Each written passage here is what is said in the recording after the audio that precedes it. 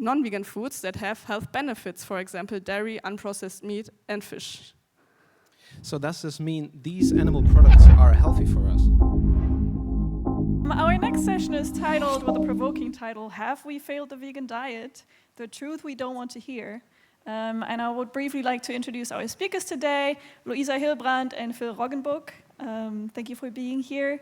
Luisa is a public health expert from Germany who recently completed her master's in epidemiology. She has been an active animal rights advocate for several years, organizing with PETA street teams and speaking up for animals. Phil, on the other hand, is an IT security expert from Germany who has been active in the animal rights movement since 2022. He is involved with the groups Drums for Animals, PETA, and is part of the organizational team of this wonderful conference this year.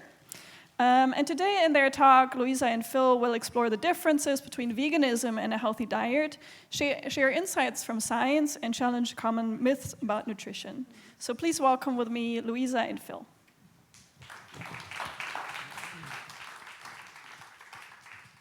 Yeah, thanks, Leonie, for the nice introduction, and thank you all for coming.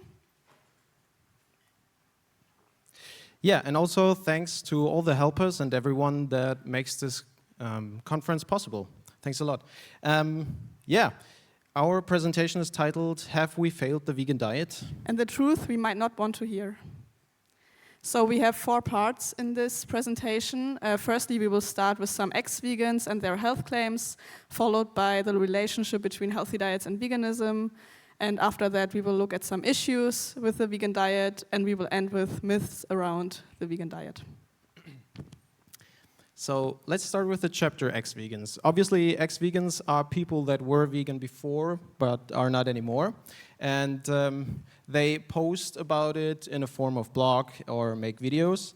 And my research for this part of the presentation was to watch these videos, to read these blog posts, and find out the statements what these people make for not being vegan anymore, and try to research a bit what we can learn from that, maybe. Yeah, it's important to say here, our whole presentation is kind of based on more or less scientific evidence, and since these are statements made from people, they're subjective, and there's no scientific evidence behind that, so they could be telling the truth, they could be lying. We have to take all of what they say kind of with a grain of salt.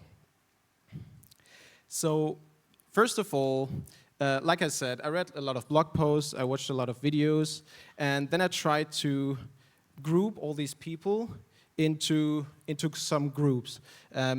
These are these 3 groups. The first one I call the enlightened, the second one are the nutrient deficient, and the third group is the legits. So these 3 types will be explained now in further detail. The enlightened is a group where spirituality is a big thing. So they feel a connection with Earth, they're dreaming of eating steak and other animal parts, and they say things like, I lead with my heart and not always data, and they more often have their own truth, which is kind of problematic, because I think if we have a scientific proven truth, to deny this truth and to say, I view this differently, I have my own truth, is for me very problematic, because it's close to fake news, because you're denying the scientific evidence and just say you have your own truth, which is something else. Yeah, this group seems like a very big group, because often these people have a wide audience and are more often influencers than not. But I think this group is actually rather small. It just appears as big because they have a big influence. Also, these people, interestingly, in this group, are vegan for longer than in the next group, for example. So people in this group are vegan from like 5 to 9 years, for example, and then start going back to being vegetarian or even less. The next group, however, the nutrient deficient group, consists of people that are vegan for a very short amount of time, for like 1 to a maximum of 3 years is what I found. And the problem with this group is they don't supplement or they start too late. And in addition to that, they often eat extreme diets like raw or low fat, where it is even more important to supplement a good amount or the right amount with on everything. And they have most of the time 3 symptoms, which is kind of a foggy brain. They have very low energy levels, is what they say. And more than often, they have some kind of skin issues. And these 3 things can relate to the most basic supplements missing, like B12, D3, or iron. And that's why this group is called the nutrient deficient group, because they probably have these feelings or probably have the symptoms because they're not supplementing good or they don't eat a good variety of foods, so they're not getting all the nutrients that they need. And yeah, lastly, they often call out veganism in kind of a way, so they want to call out to other people why veganism is bad for you, and often they say you can't be vegan in a healthy way because they couldn't. And lastly, we have a very different group. It's called the Legits. This is a group that seems to consist of people that are really trying to be vegan, but it's just not working out for them. So what that means is they're vegan and they get symptoms. And these symptoms are often more symptoms than in a nutrient deficient group, and often more severe symptoms than in the nutrient deficient group. Which means they have, like, yeah, I don't want to say actual problems, but yeah, it's way bigger than just the foggy brains and the low energy levels.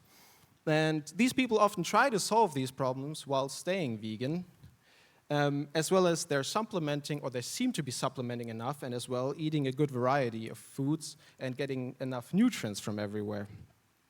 But we will hear more on that, why this could be the case, from Luisa later. And yeah, last point is very important. Often these people seem to not get understood by other vegans. So often I read that they were asking for help. Yeah, it's not working out for me, what can I do? And often they get called out for something like, you're doing it wrong, you have to do it like that or like that. And they're trying, like they're really trying, or it seems like they're really trying. And yeah, it's just not working out. One very interesting claim that I found over many different people in, not exactly in this phrasing, but different, is that ask yourself if it's remotely normal for eating to be so complicated. And I want to take that claim and talk a bit about it, because eating healthy is not that easy. I don't want to say it's complicated, I don't want to say it's hard, but you have to buy fresh ingredients, you have to cook them, and you have to plan ahead. You have to plan different foods, different nutrients, so that you get all you need. And also you have to supplement.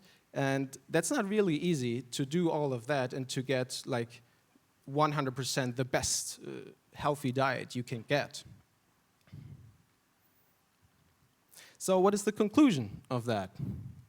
It seems to be that many ex-vegans are not of the legit type, but it also seems to be that some are.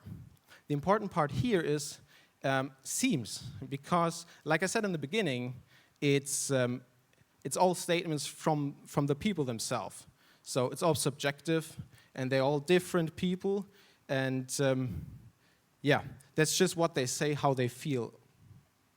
What can we do with that is go with science, which we will talk about later on.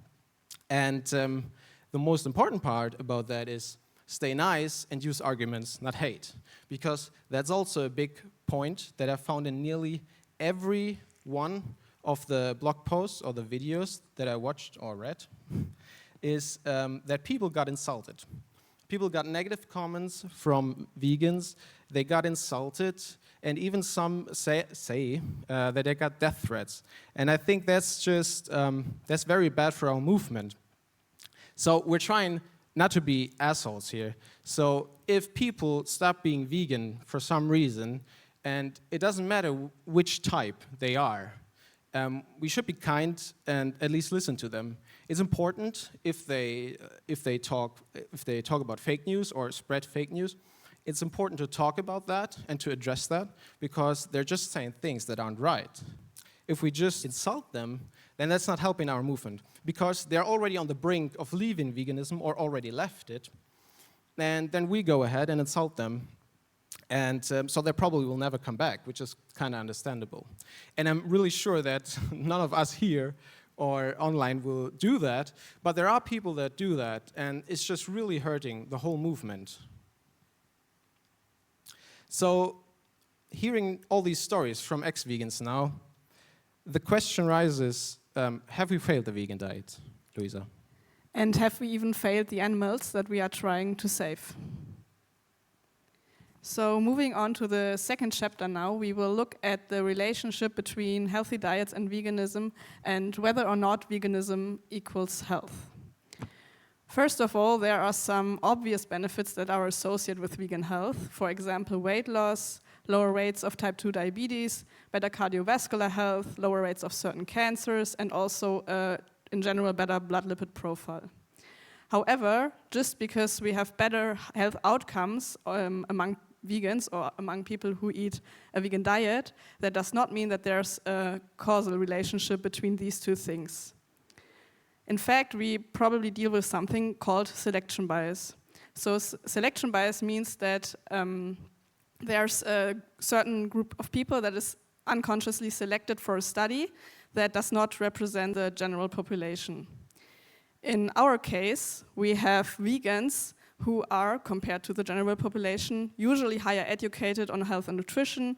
They are usually more physically active and drink less and smoke less. They also have a higher socioeconomic status, and they are more likely to be female. All of these things, independently from veganism, are related to better health outcomes.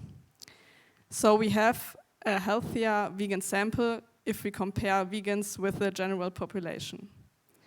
And that means that we cannot say that veganism equals health. But isn't veganism way more than just health? Yes, exactly. That's why I put up the definition of veganism here to go back to the very basics. And I'm sure you all know this definition by heart, but I would like to point out two things here. First of all, veganism goes way beyond diet because it's a philosophy and a way of living. And additionally, it not only includes food, but also clothing and any other purposes like entertainment and animal testing, etc. And of course, quantitatively, food causes the most suffering among animals, but in the context of veganism as a whole, food is only one aspect of veganism. Therefore, a vegan diet is not equal to veganism as it does not include main characteristics of a vegan lifestyle. Now we go to a healthy diet and look what a healthy diet looks like. So a healthy diet is low in salt and sodium. It's high in fruits and vegetables, low in saturated fatty acids, and also low in trans fats, but high in unsaturated fatty acids. And also the content of free and added sugars is reduced, both in food and beverages. And there's a limit to excess calorie intake, portion size, and also the foods that you eat when you want to eat a healthy diet are low in energy density. So all of these things are not exclusive to veganism. In fact, there are vegan foods which do not meet the criteria for a healthy diet. For example, we have palm oil, coconut, and fried foods, which are all perfectly vegan, but high in saturated fats. We have vegan processed foods, which are high in salt and energy density, and also we have vegan sweets, which are usually high in sugar. On the other hand, there are non-vegan foods that have health benefits, for example, dairy, unprocessed meat, and fish. So does this mean these animal products are healthy for us? That just means that there are studies pointing into the direction that there are some health benefits in non-vegan foods, which we should not deny. However, that being said, the healthiest diet is a diet centered around whole plant foods, no matter if there are animal products included or not.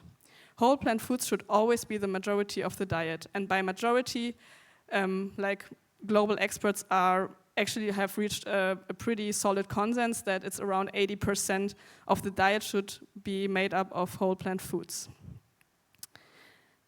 Still, and with the 80%, the last 20% you are actually not doing for your individual health, because the difference between 80% vegan or whole plant foods and 100% vegan does not make a difference for your own health, but you're doing it for several other reasons, for example, the animals and the environment. And still, we cannot deny scientific facts in nutrition, whether about vegan or non-vegan food, even though we might not like some of them. Because that will make ourselves be perceived less accountable and weaken our vegan movement, which we do not want. And also, there are enough reasons to go vegan apart from individual health. So Luisa, tell me, does that mean the ex-vegans are right? Does that mean there are issues with the vegan diet? Yeah, thanks for the question. The short answer is that it's complicated, and the long answer, it actually is complicated. So today, more people than ever before are vegan, and comparable to medications with really rare side effects, the more people that take a certain medication, no matter how rare that side effect is, we will witness more side effects and we will meet more people that experience side effects. So most people, of course, are absolutely fine on a vegan diet and even thrive on a vegan diet. However, there are different reasons, we heard some of them in the first chapter, that experience issues with the vegan diet. And some of them are easily preventable, for example, supplementing enough, but some of them might not be preventable, and some of them we don't even know why they appear. For example, it could be that some people, for example, because of genetic variations, have a low conversion rate of certain nutrients that other people don't even think about it once in their life because they never experience problems. Or we have a malabsorption for certain nutrients that also most people will never experience. And the good thing is that by acknowledging that there are certain issues, we do not have to claim that a vegan diet is not safe. Of course, we should always hold people accountable, especially if they spread wrong information, but we should always go with science. Yeah, and that's what I said before, but what does going with science mean? So science is all about trial and error. So you try something, you see if it works or not. And it is also about data. The more data you gather, the more accurate assumptions you can make about what actually is the truth. And again, we have more people than ever being vegan, which is a great achievement for our movement. But that also means that we have potentially more people that, for whatever reasons, experience problems. And this is also a chance for veganism, because by knowing more, having more data, we can make veganism, or at least a vegan diet, more accessible and practicable, because we can get companies to supplement their products, especially vegan alternatives. We can create better supplements, and we just have overall more knowledge on nutritional needs for vegans. And that is also important because we as vegans, we are not the same. We are really diverse. We have vegan parents, we have vegan pregnant people, we have breastfeeding moms, we have toddlers, we have older people, we have athletes, and all of them have different nutritional needs also within the vegan diet. So now we're going to talk, this is the last part of the presentation, we're going to talk about some myths around the vegan diet. From both non-vegans and vegans. So the first myth is calcium in cow's milk causes mineral loss in bones and therefore higher fracture risk. This is actually not true. A recent meta-analysis in 2022 found out that there's no association found between milk consumption and fracture risk. We had some debates about that before because the science was going in both, or there were studies were pointing in both directions, which meant higher cow's milk consumption lowers the fracture risk, or lowering milk consumption lowers the fracture risk. But a lot of the studies had methodological issues or didn't take confounder didn't analyze confounder before publishing a result. So, yeah, that is not true. Secondly, we have the myth that eggs raise blood cholesterol. This myth comes from dietary cholesterol that is present, for example, in eggs. It's relatively high in eggs. And of course, plants have zero cholesterol in them. However, we know now that the main factor for elevated LDL cholesterol, which is the so-called bad cholesterol, is actually dietary saturated fat and not dietary cholesterol. And as I said before, dietary saturated fat is also in plants and in vegan foods. And you can see that on the nutritional label. For example, you can, it always says fats, and then it says saturated fat, and then you can see like how much saturated fat is in there. So this myth is also not true. So the next myth is iron from animals. So animal-based iron is absorbed better than plant-based iron. That is also not true. A decade ago, we didn't know that there was a third iron called ferritin. We knew there was heme iron, which has a good absorption and is exclusively found in animal products. We also knew there was non-heme iron, which is found in plants. Its absorption was not as good, and it was also easily interfered, for example, by caffeine. We now know, though, there's also ferritin, which is found in some plants, especially red lentils, which is as good absorbed as heme iron, and also isn't interfered by other substances. So this myth is also not true. Then, probably our favorite myth, the vegan diet is low in protein. We know now that this is absolutely not true. Plants have enough protein. However, vegans should still make an effort to include protein-rich foods and also to combine different protein sources over the day, because that increases bioavailability of that protein. The reason why I stress that is that when I first became vegan, everyone on the internet basically told me that as long as you get enough calories, your protein needs are met. And yes, it is true that you will most likely not die from a protein deficiency if you eat enough. However, the protein you get from rice and vegetables is not ideal, and you should include things like beans, tofu, and other things that are high in protein. And now, the vegan movement on average is still quite young, but as we get older, protein needs increase. So at the latest, at the age of 65 and after that, you should really make an effort to include protein in your diet, because after that age, it gets even more important than it is before. So that's actually kind of true. Yeah. Next one is about detoxing. A vegan diet detoxifies the body and helps with weight loss. That is kind of true. The detoxing part not, but the weight loss a bit. We have the liver, which is a very special organ. It's very efficient and it's very good at detoxing our whole system, our whole body. And it does its job normally, if it's healthy, very good. And so we don't need any special drinks or supplements or foods to help detox the body. Weight loss is, however, achieved through a calorie deficit, which is easier found in a whole foods plant-based diet than it is in a modern Western diet that the general public normally does. So this myth is also kind of true. The first part not, but the second a bit. Also a good one, soy contains hormones and can lead to breast cancer and can also make man to woman, as I have heard. That is absolutely not true. Actually, quite the opposite. Soy reduces the risk for breast cancer because it has a lot of phytoestrogens.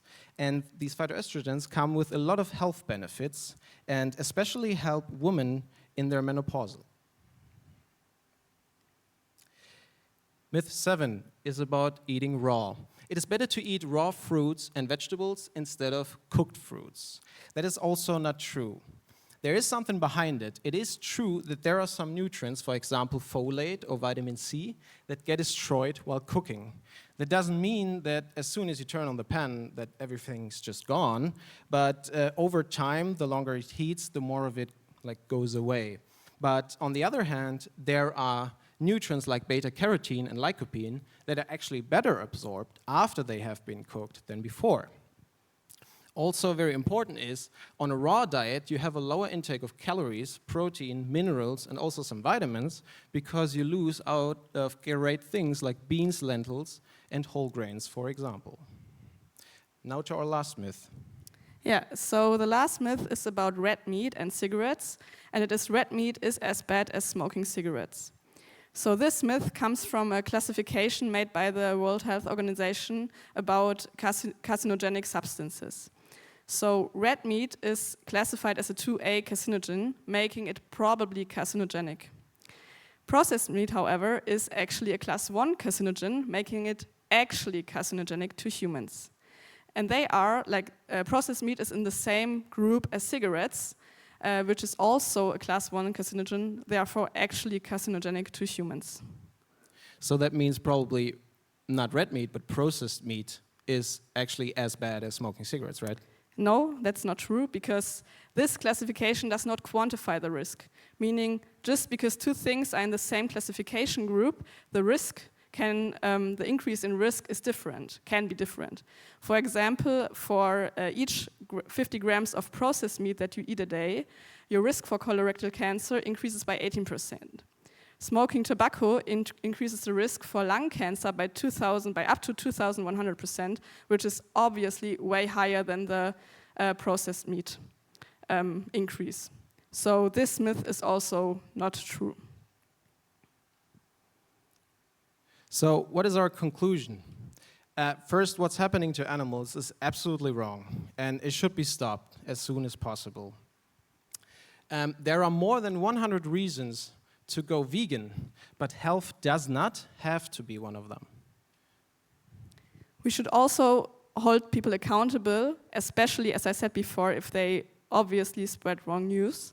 But at the same time, we need to be kind and we need to listen to them, because everything else will throw a bad light onto our movement, which is an amazing movement, and we don't want that, and we want to stand up for animals. And therefore, we want to be perceived as accountable and taken seriously. And lastly, as we mentioned several times during this presentation, we should always go with science and not deny scientific facts, even though we might not like some of them. Because, like you said before, this also weakens our movement. We can't just accept it and still say it's the right thing to go vegan, even though there might be health benefits in animal products. And yeah, I think that's a crucial point here. So yeah, actually we were very fast, way faster than we were ever before, and than we planned. Yeah, these are our sources, and yeah, if you have any questions, then we have enough time now to answer questions. Thanks for listening.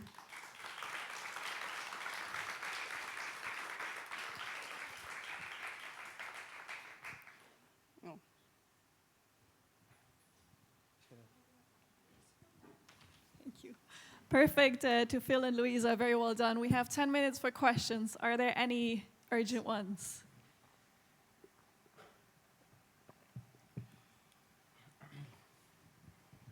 Can I ask you, as a conclusion, would you say there are people who are genetically set up in a certain way that they just cannot be vegan, never mind how much they supplement, or is that not the case?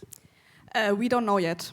Like, we don't have any knowledge about certain genetic, like we have knowledge that, for example, B12 is absorbed differently by different people.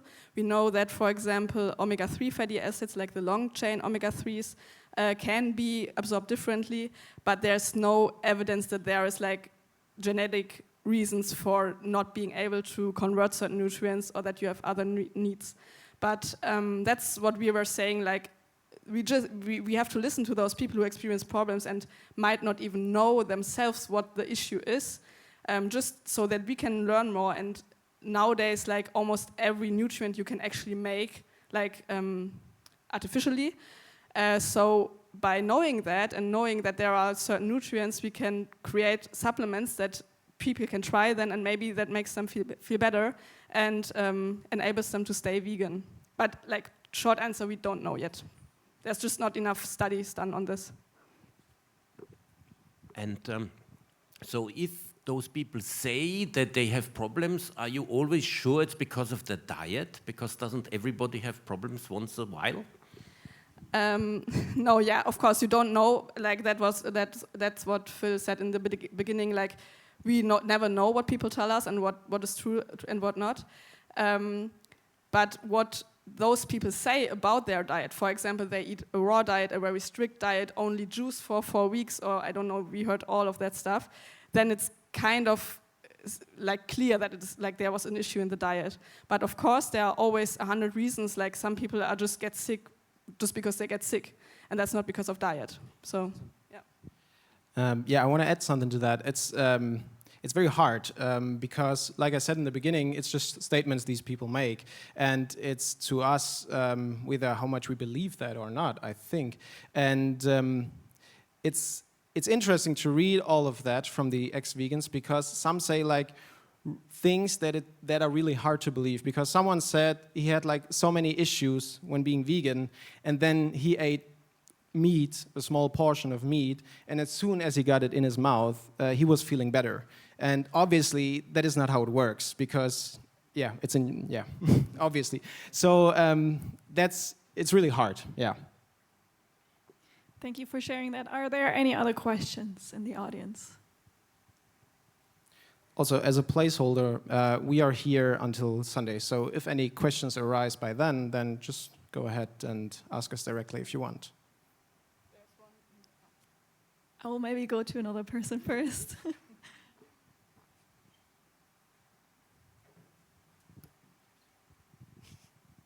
I don't know exactly how I want to phrase the question yet, but it is based on your last slide about the conclusions, as in like always go with science. Now, my usual to-go like nutritionist is Dr. Michael Greger, which I assume you know.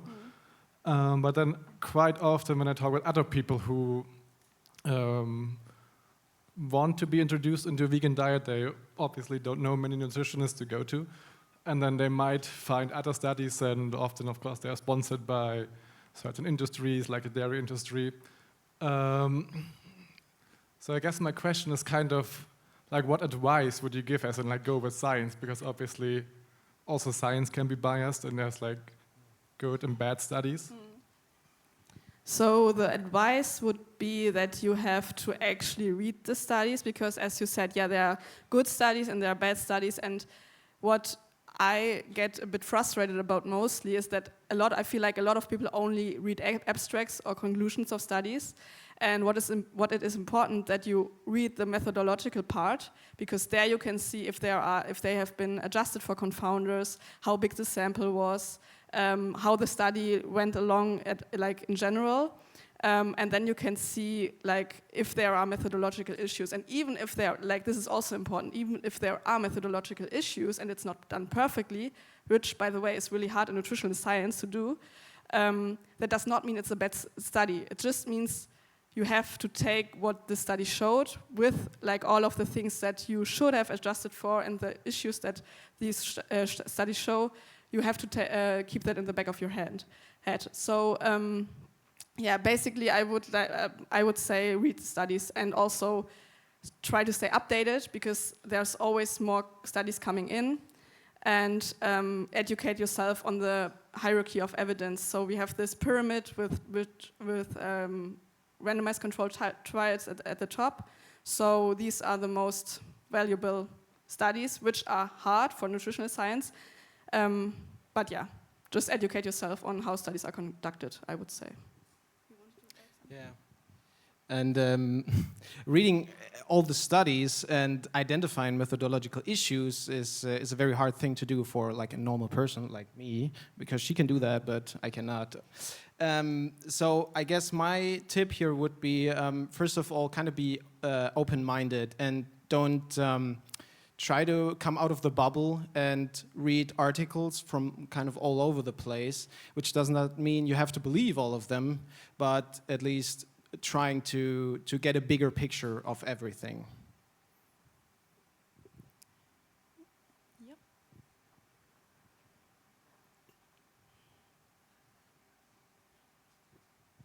Yeah, thanks for the talk. I just got inspired for a question. How did you check how AI can help making sense of studies, like really finding meaningful ones, and then also getting a quick check, are they really solid or can I trust them? So because it's really hard to go through this manually and read all the things. Yes, absolutely. We haven't directly done that, but I've had some experience with, I don't know what the model is from. There's like one model, I think it's called Mini-Check or something, and it's made for verifying kind of claims. So like if someone says animal farming doesn't harm the planet, then you could just ask this question to this specific model and it will just answer that's not true. And the thing about this mini model is it's it can't really help you in the process of understanding that. Because it's really small and it could just kind of answer yes and no. So if you ask direct questions, you will get answers. But if you then say, why is that the case, or what is the problem there, then you have to go somewhere else.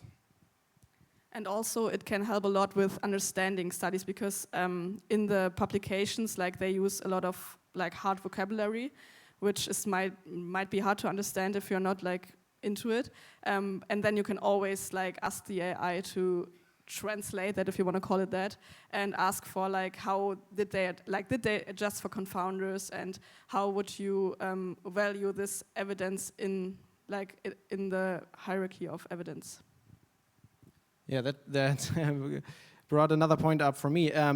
Yeah, it's a good question from you, and the thing is, the most important thing is, the more you give AI, I guess the probability is higher that something comes out that is kind of false. So it's a good example from Luisa. You could take like portions that you don't understand or that you want to verify, instead of just like feeding it the whole paper and then just asking, is that right or not? Great. I think we're running a bit out of time, but Luisa and Phil are going to be around at the conference, so feel free to approach them. For now, very big thank you for your presentation. Very well done. And you can also send us an email if you want.